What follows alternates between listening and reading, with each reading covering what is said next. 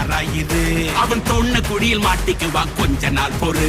நீ விசுவாசியா கூட இருந்தா ஹார்ட்ல வைப்பேன். நீ வித்த காட்ட முடியாது நான் கொப்பனு கப்பேன். சீரும் சிறப்பா முடியும் சம்பவ சீனு. நீ தகராறு கொடுத்தா பிள்ளைங்க அட்டாக் போடு ஆனு. எவனும் மறைக்க முடியாது.